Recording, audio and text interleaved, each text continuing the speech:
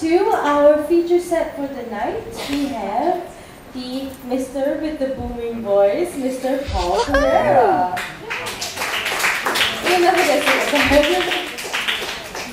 You go, man.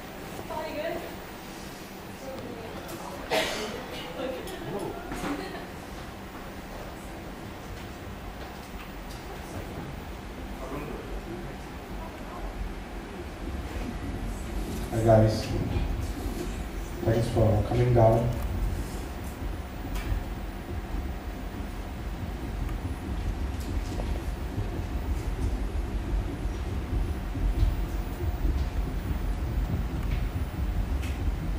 It's one of those nights where I remember the nuclear sky. It's one of those nights where it's cold, much colder than usual. It's one of those nights when I look up and even the blue of the lights over there and the orange of the lights above reminds me of the time, reminds me of the nuclear time when I was the only one left, completely unsure if I was still human, completely unsure if there are other humans around. I remember standing under my block. It's a tall, white, 24-story block that the builders built after they reclaimed the land. And I'm standing at the foot, and I remember the smell of the ocean. And I remember how many ships had sunk. And I remember the red in the sky. The red in the sky, it's a night like this, after the electrical storm when everything was so violent, everything was coming to an end. All the static electricity, the booming thunder, then the silence that follows it. And it reminds me of the time when I met the little boy that used to wander around my block. I see him again in my mind's eye. He's standing next to the field, next to the white block. And there are funeral wreaths all neatly in a row. And his flowers, our radiation is glowing. I can feel a certain sickness coming from the earth. And the boy comes up to me and he says, "Are you ready? Are you ready to follow us up to the light?" I say yes. This place is too lonely, this place is too quiet, this place is too haunted. And he says, "Take my hand." And I try to look into his eyes, but there's only lights there. And the lights draw me in closer and closer, and the world around me disappears, and I'm taken up. Am I dead? Have I finally come to the time where I will meet my Maker? No. I wake up in a white room, clinical, clean, the halogen lights beaming down on me, and I can feel the heat and the information just flooding me, slowly but surely. The PA system comes on, and it says, "This is room 2213. This is room 2213. I try to recall the number 2213. The last year that I remember was 2013. I'm outside time. I'm outside space. not sure if I am on a bed or on the floor, or perhaps I'm just floating without a body, just consciousness. I come to realize that consciousness is a door that opens three ways and it follows three different paths at the same time. The first path is of the waking day, this bright stage, this dark hall, that drink on the table, the fire burning, everything that's physical. That is the first way of consciousness.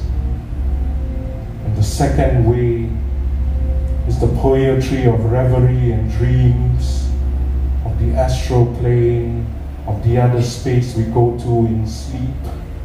And just because we sleep, it doesn't mean that we are not aware.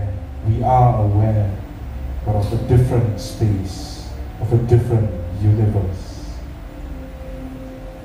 Then the PA speaks to me again, and it says, you do not belong to the first or the second way.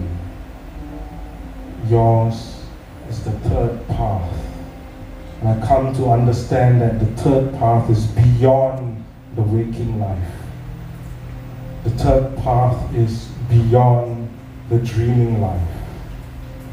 The third path is beyond death and life itself, and it brings you to a far more mysterious space.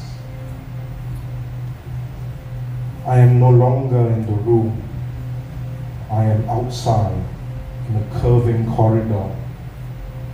And along the corridors, there is a clear window, and I can see stars and absolute blackness and black holes waiting to open its eye to take me in. And I realize that I am far beyond the earth. In the corner of the turning corridor there appears a man, and he comes to me, and he is pale and lanky and skinny, and his skin is blue, and his bones are brittle, and his face is older than time itself. And he comes to me and he says, do you remember the time of your birth? Do you want to know why you are like this? Do you want to know why you are the walker of the third way? And I say, tell me, explain to me, help me understand. And he shows me the time of my birth. It is the year 1977. It is the year of the fire snake. And I am the final child that leaves the womb that belongs to a complex body. But my mother, she cannot hold me because men in masks have come to put me into a machine. That was my first relationship with this earth. To be in a machine where wires and tubes and oxygen and signals come flowing in. It is the year of the fire snake, and an old French priest is being fined for parking illegally at the hospital because he was rushing up to give me the baptism, the blessing, and possibly the final rites. For you see, I was born premature, I was born half blue. And so this old man, he tells me that is where it all began. Half blue, half in life, half in death, half in dream, half in reality. That is the way you will be. And so I spent my time in the machine, and I realized that something else has been born with me. And I asked the old man, what is this feeling what is this darkness in my veins?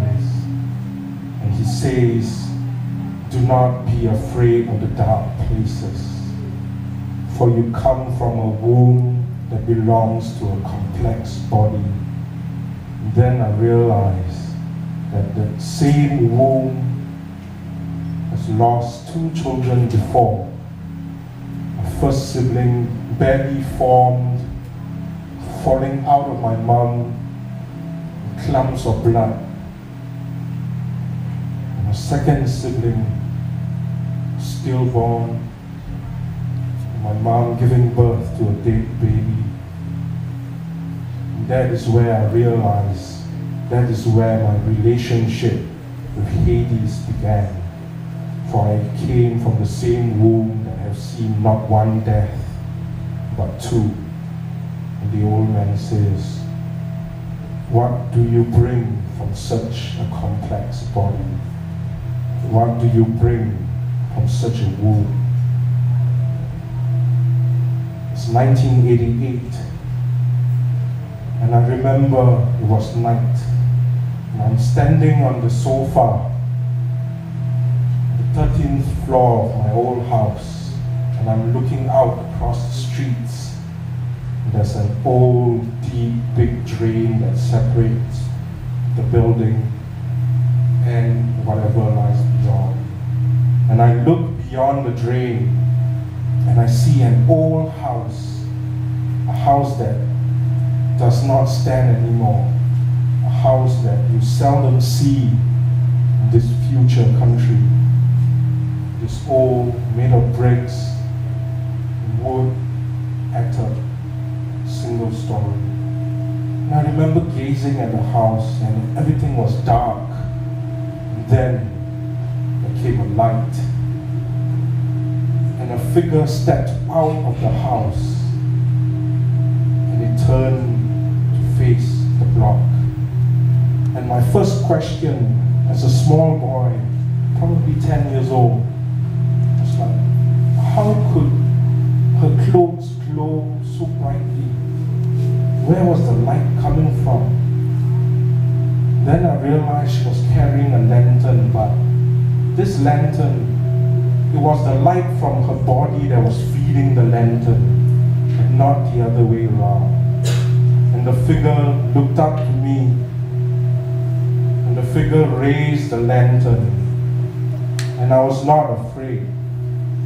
I just stared at the figure, and I stepped down. 10 years after that, I've come to realize that that was my initiation, that was the hermit, that was the wise old man, that was the ancient magician here to mark me, for me to do something on this earth. And I questioned the old man in the great bright corridor, and I asked him, what is next?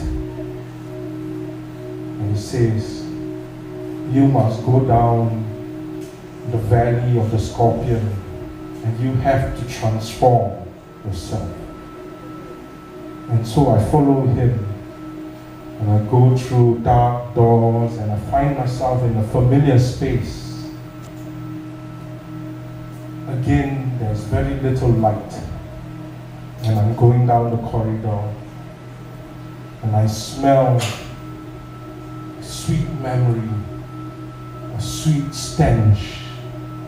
I smell the smoke of opiates in the air, and I turn to see my ancestors on both sides of the wall, smoking their opium pipes. And the old man that walks ahead of me says, this too is a dark place she come from. I follow down the dark way till there's a light at the end.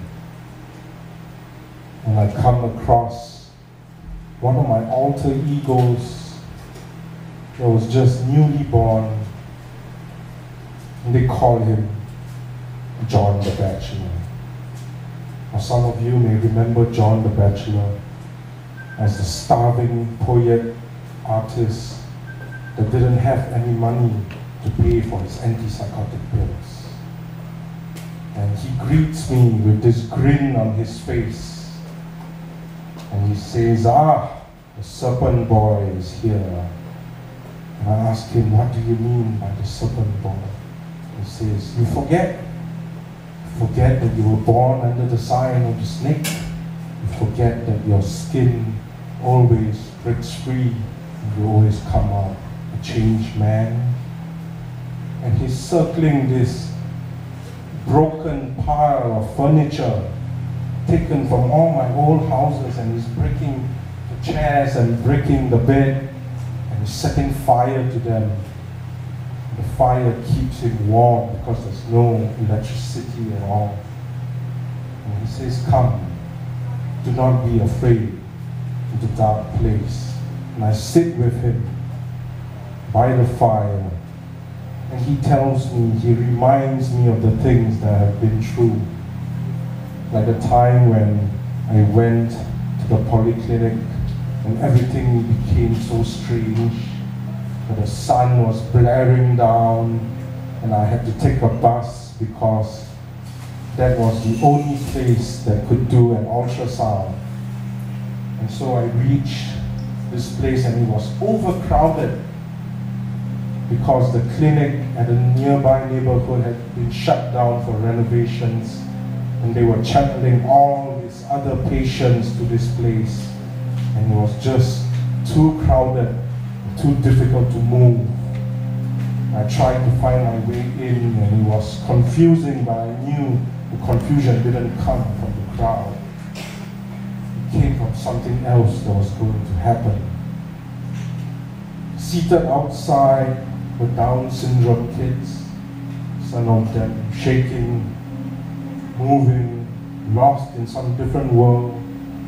Two very beautiful foreign workers sitting down chatting, oblivious to the kids next to them, and all of them were in pink.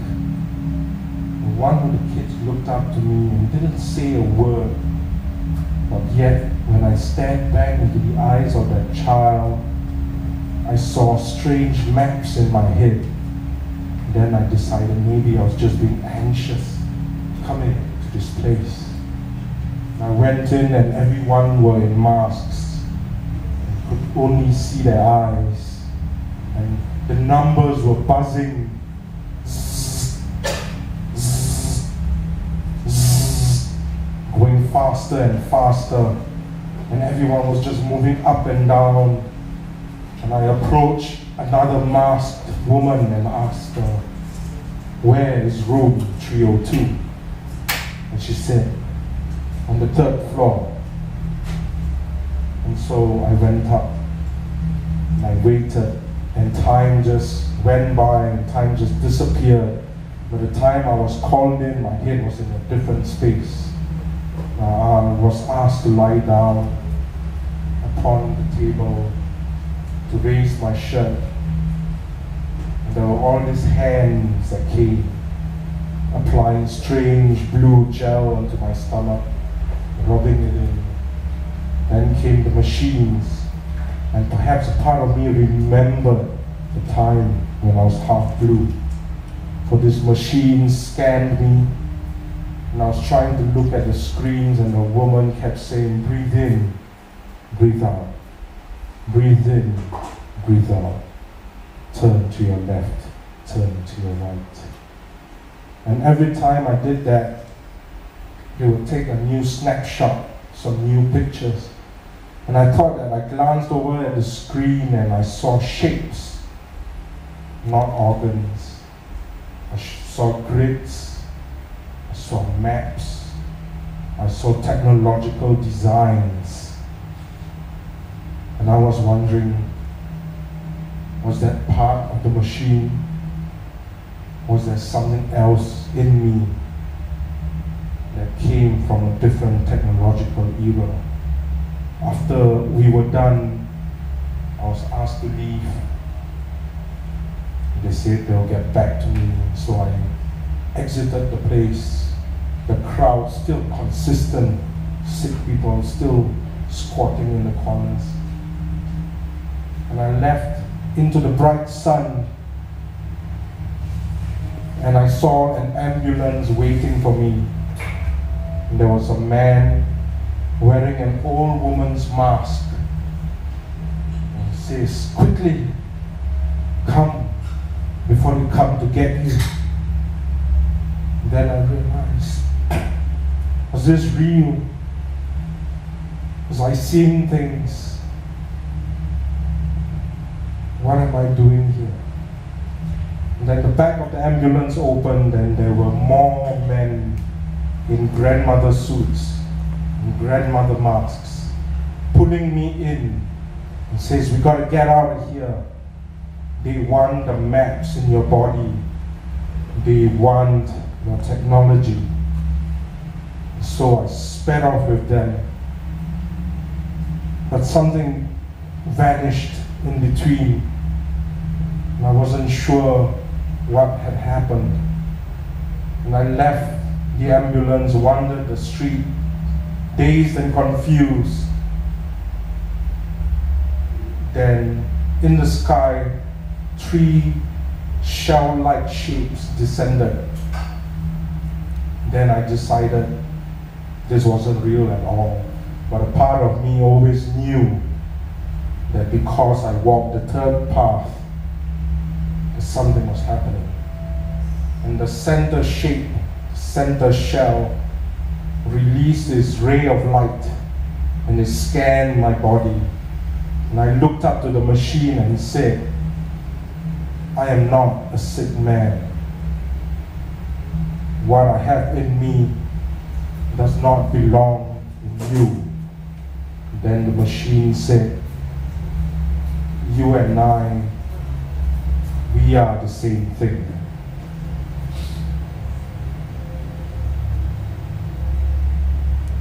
How long already? 21 minutes. Wow. Oh, someone's taking time. That's weird. Good job. There's a third situation which I remember, perhaps fondly, perhaps not. It's 2004. It is not night. It is not frightening. It is a very common scene. I just had lunch, nasi padang, for those of you who are interested in knowing what I ate. And I was sitting on the brick seats that went around this old tree, and I was having my cigarette there. And this boy comes up to me. Now I'm not sure whether it's the same boy that I have seen under the block before, but this boy, he came up to me, dark of skin, and he circled me, staring at me, with no real expression on his face. And he came up to me, and he looked at my crucifix. It's a Saint Benedictine crucifix. And the history of that crucifix is when my mom purchased that crucifix for me, that same night I had a dream where I was holding the crucifix. I was lying on a cold hard floor. There was soil all around me. There were things growing, and there was a big tree behind me, and there was a great serpent coiled around, and there were black vipers all around me, but none of them wanted to cross the border. None of them wanted to attack me. There were 2 white butterflies that came and settled on my arm, and I knew I was protected. So I was sitting in the sun, smoking my cigarette, ready to go home to the home office somewhere in Novena, and this boy came up to me. And he had this sly look, this twisted head. And he took my cross. And the more he stood there, the calmer I became. He looked at the crucifix, and then he looked at me and he says, "This one bastard. This one bastard." And he dropped it as if it was a filthy thing. And he looked me in the eye and he said, I know who you are and I know what you do. And he just left. I could never fully explain what happened that day. I was a little bit spooked after that, but nothing to completely freak me out. It will only be 10 years later when I decided that I didn't meet the devil. I met something else that was in the boy that didn't like the light. Because the reason why I said I didn't meet the devil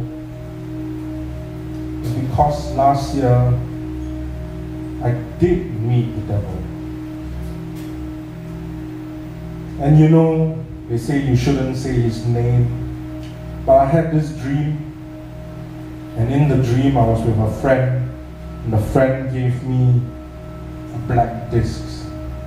And in the dream I remember just before I slept, I gave the request to the second way, the second path.